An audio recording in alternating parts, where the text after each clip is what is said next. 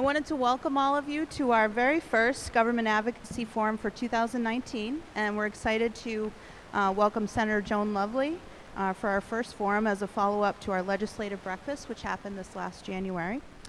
Just a quick reminder to silence your phones so that the discussion is uninterrupted. And there are copies of our Government Advocacy Update on the back table that you can pick up on your way out, which has write-ups from all of our speakers from our breakfast on issues impacting our area business community. To my left and right are members of our Chamber of Commerce Government Advocacy Committee, including Matt Genzel from MRG Construction Management, Randy Holland of North Shore Community Action Program, who's running a little bit late, Dave Olson of the Salem News, Julie Daigle from the City of Peabody, Brian Vinagro of Peabody Wealth Advisors, Ed Lamazny of Salem 5, and guiding today's conversation will be Corey Jackson of Citizens in Haven from Hunger. We'd also like to thank the city for providing us with the use of the Wiggin Auditorium today. As you can see, it's a beautiful space, and Perfectos for donating our coffee and treats. And now I'd like to welcome Corey to begin the forum. Hi, everybody. I'm Corey Jackson. Welcome. I think we're happy we're here instead of the conference room at the chamber. We would have been a little tight.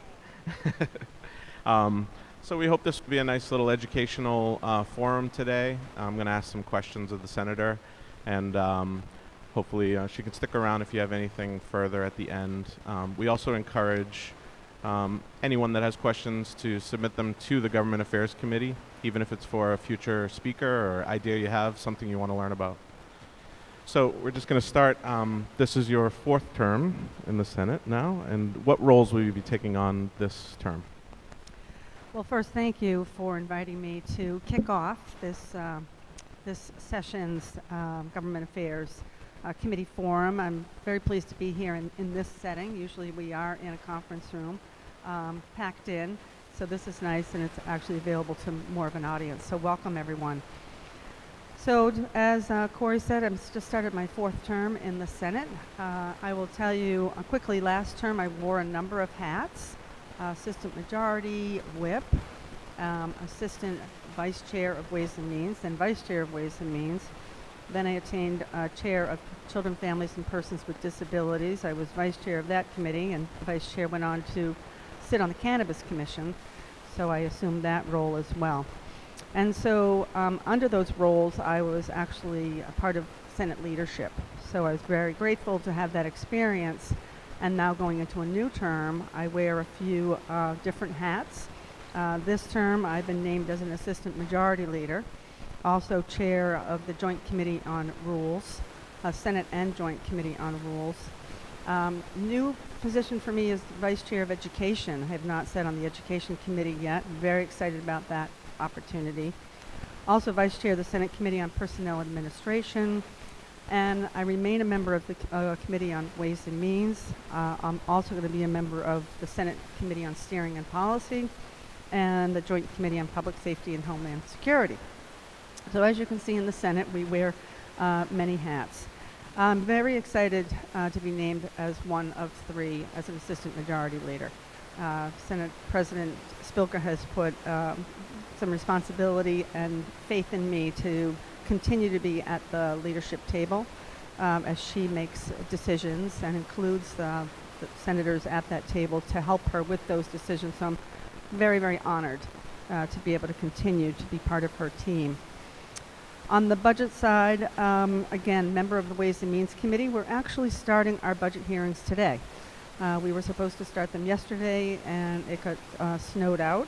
And so under our new Chair of Senate Ways and Means, Mike Rodrigues, who's a dear colleague of mine, I'm very happy for him that he's attained that role, and I look forward to working closely with him. So as you know, the governor filed his budget back in January.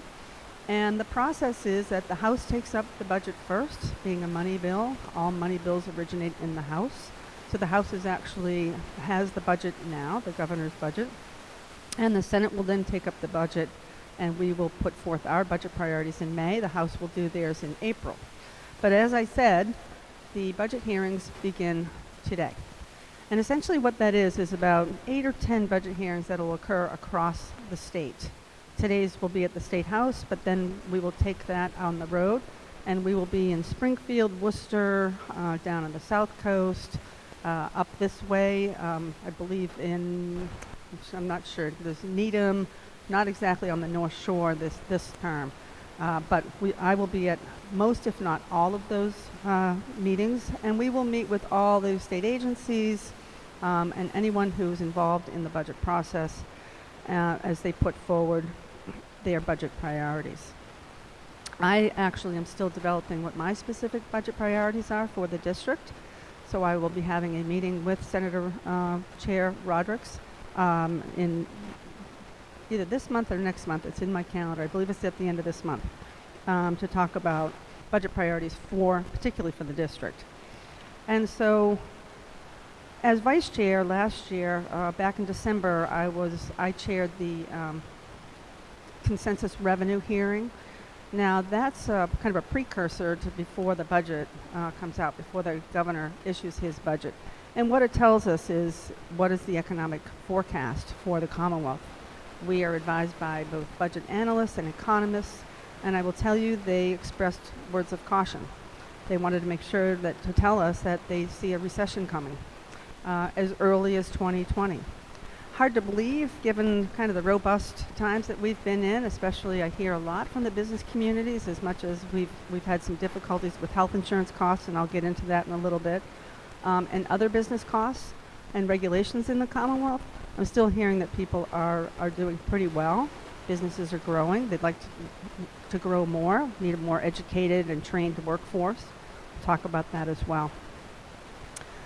So just quickly on the policy side, I am now the chair of the Committee on Rules. And every policy bill that comes through the Senate will go through the Rules Committee. If it's a money matter, it will come through Rules and then go into Ways and Means. But if it's a policy matter, it will come through Rules.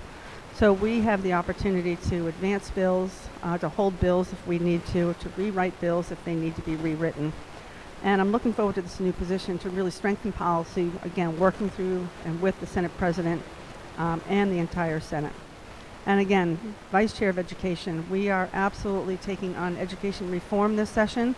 We left that on the table last session. It was not a good thing, could not come to consensus between the House and the Senate. That's never good, I will tell you. And I'm looking forward to working with the new Education Chair, Jason Lewis of Winchester, as he leads that effort, especially for gateway cities like Peabody and Salem, who may have a greater need than other communities. So I'm going to stop there and let you ask the next question. No, thank you. Thank you.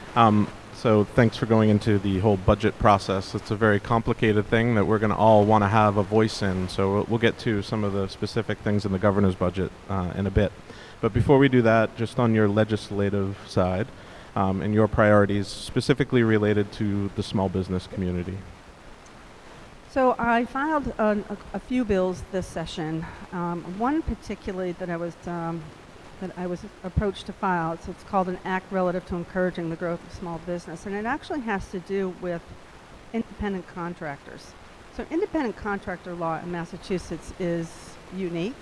If you look at it at the federal level through the Internal Revenue Service, it's based on some criteria of what is an independent contractor. We make it harder here in Massachusetts, unfortunately. And so I have filed this bill to kind of try to make it easier for small businesses to be able to comply with independent contractors. And essentially, an independent contractor is someone who will have, a business independent of that they may contract with other businesses, but they're not an employee of that business. For example, FedEx. FedEx has independent delivery drivers. They're not employed by FedEx. They actually have their own business entities. They are registered with the Secretary of the Commonwealth, but the Department of Revenue looks at them as an employee, and so they tax them differently. What we would like to do is to be able to take independent contractors like FedEx and allow them to be their own business entity, but they do have to comply with our laws. So they do need to be incorporated and registered with the Commonwealth. They do need to file tax returns to report the compensation, and they do need to comply with both federal and state tax unemployment insurance and workers' compensation and labor and employment laws. So it's not to skirt around not having to pay workers' compensation or not having to have unemployment insurance. That would have been in past days. This is actually to allow businesses to be able to, that are operating currently as independent contractors, to come into compliance. So we look at this as a very pro-small business bill that we want to work on. And again, to avoid misclassification disputes, to make sure that people are complying with our laws. It's not sector specific. I said FedEx was an example. You could come up with any different types of examples where people would like to be able to create a business and have it be under an independent contractor. I also filed a bill on premium impact statements. So this has to do with the cost of health insurance. As you all know, this is probably one of the biggest difficulties that we have here in the Commonwealth that we deal with. Mass Health which is our Medicaid, is $16 billion. It's almost, better than a third of our budget. And so what this would do, this bill, is before there could be any type of change to healthcare or health insurance regulation, that agency would be required to file that proposed change with the Secretary of the Commonwealth and with a statement explaining the potential impact of the change on health insurance premiums. So currently, there would be a filing with the Commonwealth, but there wouldn't be an explanation of potential impact. I'm not saying that this is done behind closed doors. We just want to make it a lot more transparent, so that you as business owners would actually know what the impact would be. We as a Commonwealth would know what the impact would be before we're allowing these changes to take place. We actually have a similar entity, CHIA, which is the Center for Health Information Analysis. So anytime that, the practice it's common in the legislature where most bills involving insurance mandates go through CHIA to make sure that we understand what the impacts are. We also want every single change that related to health care, again, increases health insurance regulations, to go through some type of study so that we know what the impact is on our wallets, frankly, on you as business owners, employers, employees, so that we have that information. It's a pretty big bill, but one that we're going to tackle and one that we really are going to work to get through. Another bill that I filed is an act creating a special legislative commission to study barriers to job retention for low-income workers. So we see a lot of changeover for low-income workers. Either a lot of job hopping or people who are losing employment. And we really want to be able to give some more belts and suspenders to our low-wage workers who struggle, frankly, to retain employment. And so, again, this would create a commission, 18 commissioners. Sounds like a big commission. But it would establish this commission and with members from business organizations, the legislature, and the administration, so that we could take a look at what barriers that are in place that prevent low-income workers from finding and retaining jobs with sustainable wages, and strategies that our state could employ to address barriers to job retention for these low-income workers. We want to take a look and make it a holistic and wraparound service approach, again, to be able to support our low-income workers. We have many in our Commonwealth, and we want to make sure that people remain employed. The Commission would file its recommendations by March of 2020. Those are three that we're working on. Great. Thank you very much. So that's on the legislative side. We want to dive in a little bit to what the governor put out in January for his first go at the budget. And I know these things have a way of changing a lot through many, many amendments. I wonder if you can talk about some of the key small business initiatives in the House 1 budget and how you see those playing out in the FY20 budget in the legislature. Thank you. So one item that in the governor's budget is a small business employee premium assistance line item. So that's the cost of health insurance subsidies paid to employees of small businesses. That's, our mass health. The account's been level funded over the last 3 years. And we look at that, given the impacts of inflation, we see that as decreasing support for this line item. It's a trend that the administration has taken just to level fund it. As costs go up, especially in the healthcare arena, we believe that this line item also needs to go up. So I'm hopeful that I'm going to work with my colleagues to be able to move the needle north on that, to be able to, again, provide more support for people in small businesses and their employees when it comes to premium assistance for health insurance. One thing that the governor did put forth is the sales tax acceleration for any of you who are sales tax collectors. This would shorten the turnaround time. Currently, it's 30 days for you to remit collected sales tax. That would be reduced to 20 days. We're already hearing from the business community on this. Actually, this was a part of I'm sorry, just losing my train of thought.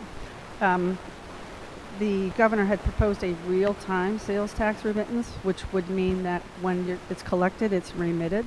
That's very difficult to do. We see for small businesses, you're usually using an outside entity to be able to assist you with that. It would actually add more cost to small businesses to be able to do that. But the reason why the governor has gone from a 30-day remittance to a 20 days is it's going to shift an estimated over $300 million in one-time sales tax revenue from the FY21 budget to this budget, to the FY20 budget that we're contemplating. And the reason the governor's doing that is to put that over $300 million towards a number of education initiatives. College Affordability and Success Trust Fund, the Public School Improvement Trust Fund, School Safety Trust Fund, which is a very important trust fund, school safety, in our current, what's happening currently across our country with gun violence. The Water Pollution Abatement Revolving Fund, and the Stabilization Fund, which is actually one of my favorite funds, Stabilization Fund. The more money we put into Stabilization Fund, the higher of our bond rating that we will have, and also when we do have a downturn, we will have funds to be able to rely on, to be able to continue to provide services across the Commonwealth. So I'm a big fan if we're putting money into the Stabilization Fund. But I do understand why the governor wants to be able to put these, this is a one-time revenues though, just north of $300 million into these mostly education funds to be, again, to be able to put more money into education where we really do need more money. I'm not a big fan of one-time revenue sources, so we will be taking a look at this. Also want to make sure what is the impact on our business community when we're going from 30 days to 20 days. Again, already hearing from the business communities, but please weigh in on this if this affects you. Also, the online marketplace tax remittance, that's the Wayfair decision, if you have followed that, and how Amazon actually collects and remits taxes. We know that for a long time we weren't able to collect sales tax online.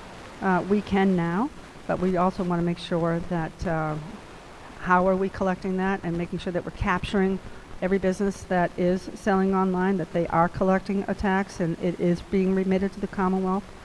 It's a level playing field for Main Street, for the brick and mortar businesses that are right outside of City Hall here, to make sure everyone has a level playing field. If people outside are having to collect tax and remit it, everyone should be who's selling, whether it's online or not. There's a number of key expenditures. I'm not going to go into the numbers here. I'll tell you, it's millions of dollars for small business technical assistance grants, manufacturing training programs, downtown district grants, employment grants, apprenticeships, which we are hearing directly from the business community. You want more apprenticeship opportunities. We've put money towards that as well. Workforce trust funds, economic development programs, and the like. And I'll stop right there. Great, thank you very much. It's a complicated budget. It is all online. We will send out links to some of the content to the chamber members. There are some summaries of it that you can read and get a little bit more on some of these key issues for us. But now is the time to chime in, like Senator Lovely said, because they're going to be making decisions on amendments on this House budget, then there'll be a Senate budget, then there'll be another, I don't know, another Conference committee. yeah. But it's important every step of the way that our voice is heard, so please let us know what you're thinking on any of these things. We're going to go to, since you were talking about training, let's go to the Essex North Shore Agricultural and Technical School. Been a huge success since it opened in 2014. The mayor, in his remarks at our legislative breakfast, talked about this quite a bit as one of the challenges we're seeing. It's one of the top vocational schools, 1,400 students a year applying for 400 spots. That leaves 1,000 students who may not be getting the type of education that suits their needs. And how can the state be helpful in addressing this problem? Well, we need more technical high schools.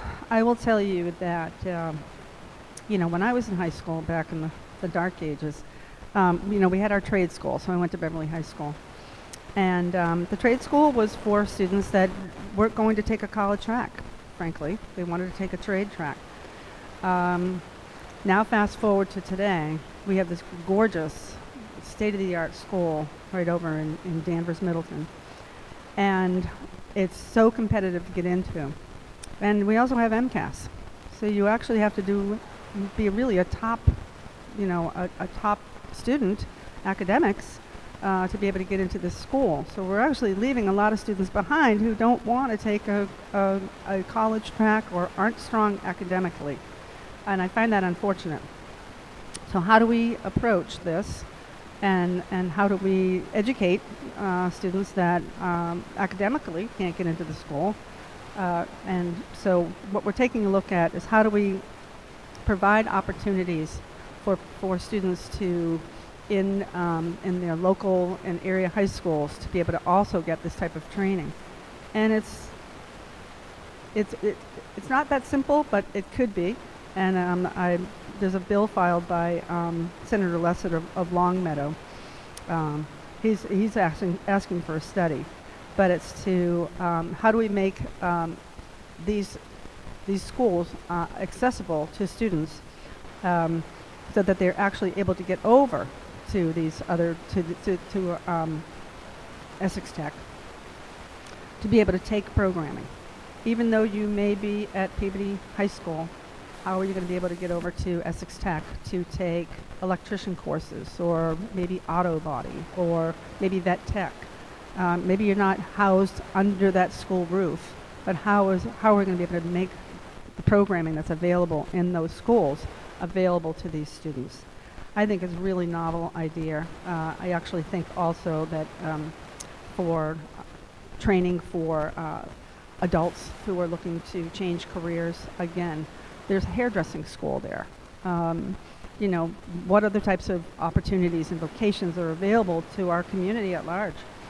So we're going to be taking a look at that. How do we make these programs accessible to students who may otherwise not be accepted into those programs? And I think it's a really great idea, and one that I really wholeheartedly support.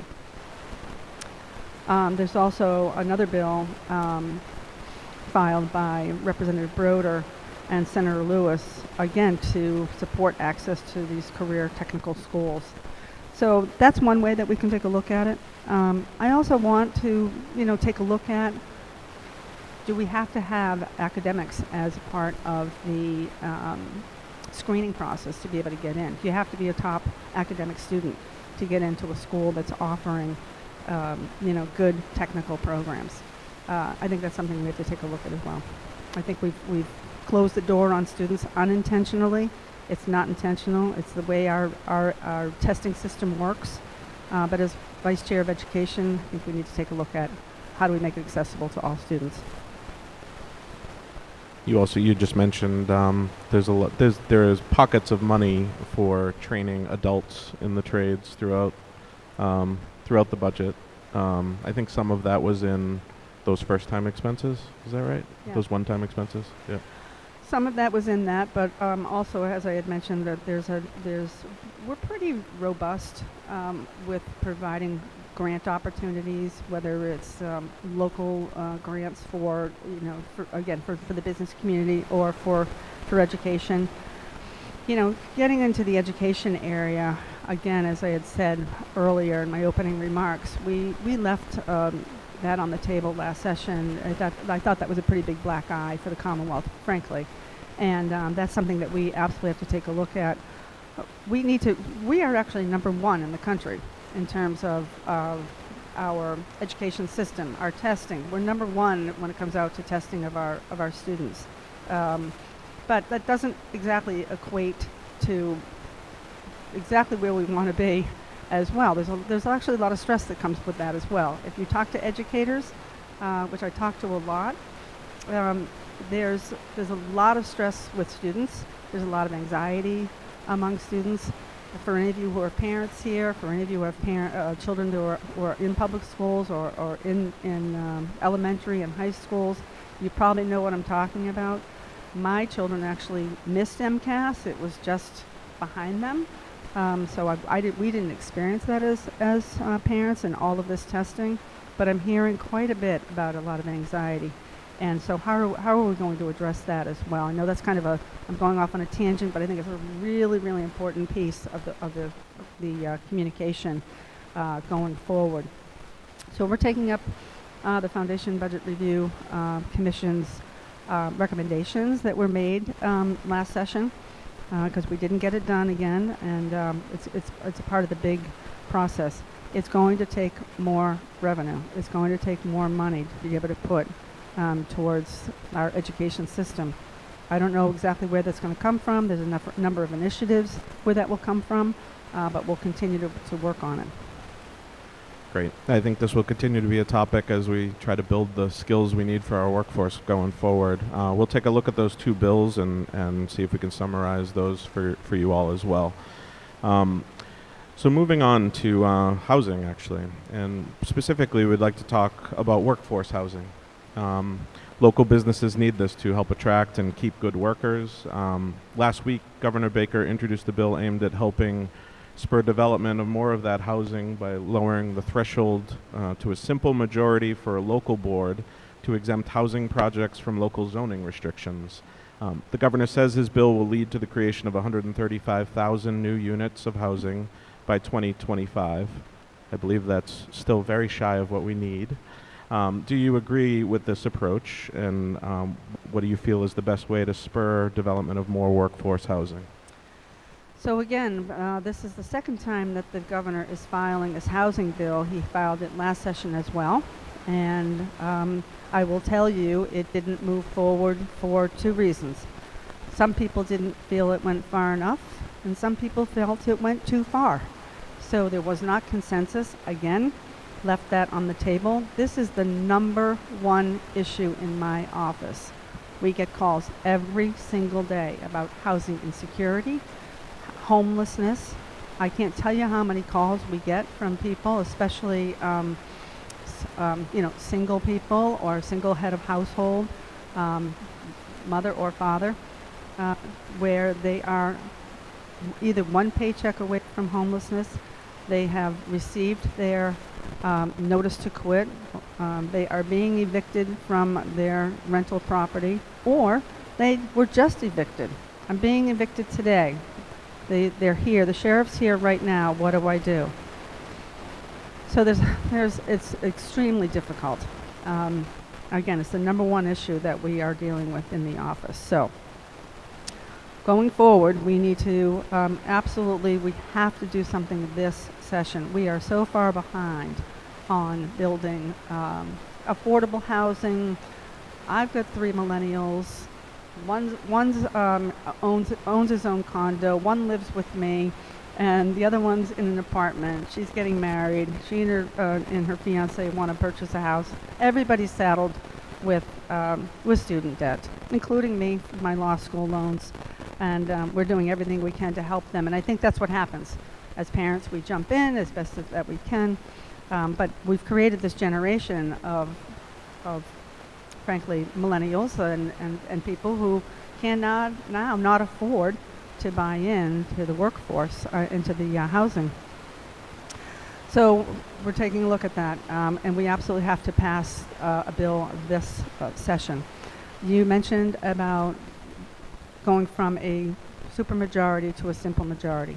Some communities are all for that. Some communities aren't, frankly. There's one particular one in my district that I'm following. It's a tool in the toolbox. It's one that we absolutely have to take a look at and see what we can do to support. How do we make it easier? Because frankly, housing production is done at the local level. We aren't actually, there's no more federal funds to build federal housing. That, you know, if anybody follows the Section 8 program, that's a federal program. Those funds, that program was turned off about 12 years ago. So any existing Section 8 vouchers that are out in the system, that's what we have. So if you are waiting to get a Section 8 voucher, your wait is about 10 to 12 years. And we tell people that. How can you get me on a housing list? Well, go sign up, and unless you're disabled, you're going to move up a little bit. However, it's about a 10 to 12 year wait, because it's only what's, you know, is circulating within the system that we have right now. So we're not getting any help from the federal government. So we now rely on the state government, but really, housing is generated at the local level. You will, if you read the paper and you notice a small housing development in a community, small community just north of here, the community said no to 12 units of senior housing. 12 units. 12 units that would actually house probably 12 seniors within that community. But they said no. And that's where the problem is. That's where the problem lies, that communities can say no. Now, every community by law under Chapter 40B, 10% of your housing has to be considered affordable. There are a number of communities that have met that, but most haven't. Most are at zero. Not most, many are at zero. This particular community is well below that number. So that opens them to a 40B project, which they will probably happen there, and they'll get many, many more units in that community than they probably want. 40B was put into place 50 years ago. I think that law is 50 years old, I just read. And it was put into place for a reason, again, to encourage 10% in every community. That hasn't happened. So communities are open to unfriendly 40B developments. Now, some communities can also be open to friendly 40B developments. I believe Peabody may be looking at one of those, or has looked at one of those, because Peabody just is under the 10% affordable. I think it's like 9.6 or 8, very, very close. But it still exposes this community to a 40B development. A community, by the way, that is working very hard at creating affordable housing through the mayor and the city council, the planning department, working very, very hard to be able to attain that 10% and more. So removing, going from a supermajority to a simple majority is one tool in the toolbox to be able to allow that to happen, so that we can, again, we need to be able to create housing, workforce housing. If we don't have housing, if people can't live here, they're going to move. They're going out of this Commonwealth. They're going to go south. They're going to go somewhere else where the wages may not be as high, but at least they can find housing that's affordable. We all need a roof over our head. And the housing right now, our real estate market's been very robust. Again, we're looking, if our economists are right, and we're looking at a recession coming in a year or two, the housing market will follow. We've already starting to see it soften a little bit. I mean, you can only charge so much for some of this housing when people are priced out, especially, again, folks with exorbitant school loans who otherwise can't afford it. Great. Yeah. So for our incoming workforce and our outgoing, our retirees, this is a critical issue. So, like I think one of your best points, this is a local issue, something we could probably bring into a future discussion with some of our local leadership. But pay attention to those city council meetings when there's residential on the line. This is going to be critical for us moving forward. All right, so one final question. One of the deals reached in the grand bargain was to increase the minimum wage by $1 a year until 2023. So that would make it $15 an hour then. This obviously puts a burden on small business. One proposal to help alleviate those costs and create more job opportunities for youths would be to create a teen minimum wage. Is that something you would support? It is something that I do support. I did support it actually when I first came into the Senate back in 2013. We were actually raising the minimum wage then under former President Therese Murray. There was an amendment put forward to do a teen wage. And we heard loud and clear from the business community who employs teens, the pizza shops, the ice cream shops, kind of the first employment entry for teens, whether you call it a teen wage or a training wage, to be able to have that. Whether it would be a permanent or you work for 6 months until you're trained and then you start to go up to minimum wage. That was turned down at the time. So then comes forward the grand bargain from last session. So grand bargain was paid family medical leave, the minimum wage, and then the sales tax holiday. So I do think we are still hearing from the small businesses that employ teens that $15 an hour will be, that they actually won't hire teens, that they're going to hire because they feel that's a wage that they'll hire a more mature workforce. That would be an unintended consequence of this. We want teens to be employed. Again, is it a training wage? Is it a graduated that you come in as a first-time worker at 15 or 16 years old, and then you earn that to go to the minimum wage? I don't know what the answer is to that, but there's pros and cons to the discussion. And there's the pros are, again, ease the burden on businesses that we're hearing from. But the cons are, will businesses continue to employ teens? Also, teens are usually saving for college. So in Mass, I'll just give you a few statistics. Massachusetts graduates of four-year colleges with student loans increased from 54% in 01 to 74% in 16. So 74% of four-year college grads have student loans. No surprise. The average student debt has increased 59% for graduates who've taken out loans. So two-year college students, nearly half are employed. Four-year college students, almost 30% are employed.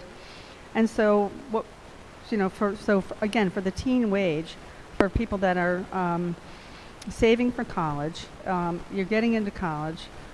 If you're a two-year college student, half of you are working. That has an effect on college performance. That has an effect on GPA. If you're having to work, 28 hours a week while you're also going to school full time, something's got to give. Many two-year students are students that are returning to school or going to school for the first time. Again, we have to have in our society, if you don't have a college education, you're not going to be able to get a good wage-paying job. So the cons to it are, again, that students will, if you're not working as a teenager, you're going to get into college, you're going to have to work to pay for your, just to pay to live. So it's 39 states currently have some sort of teen wage, so it's not unpopular. It actually is quite popular and across our state, and across our country. So there's pros and cons to it. A teen wage. Again, I've heard a lot from the business community on this one who employ teens, who are, also are nonprofits, also who are paying the once they pay $15 an hour minimum wage, are also feeling the squeeze. In our human sector part of our employment. as well. I'm not saying we reduce the wage by any means in those sectors. Everything it comes at a cost, but we need to be able to find a way to be able to, again, get people into these areas of employment to care for, especially in nursing homes. Currently, we are hearing from, I'm probably getting a dozen emails a day and phone calls from employees in nursing homes. I just talked to my neighbor yesterday. We're both out shoveling our cars out, and she's in Florida for the winter. And I said, "What are you doing home?" And she said, "Oh, my mother is in a nursing home and she's not doing well." And she said, "I have to be here to care for her." She said, "Because the care is," and she goes, "and it's a good nursing home." She said, "I really did my research." She said, "But the day-to-day care isn't very good." So she said, "I came home to care for her while her husband is in the sunny climes of Florida enjoying their retirement. She's here caring for her elderly mother."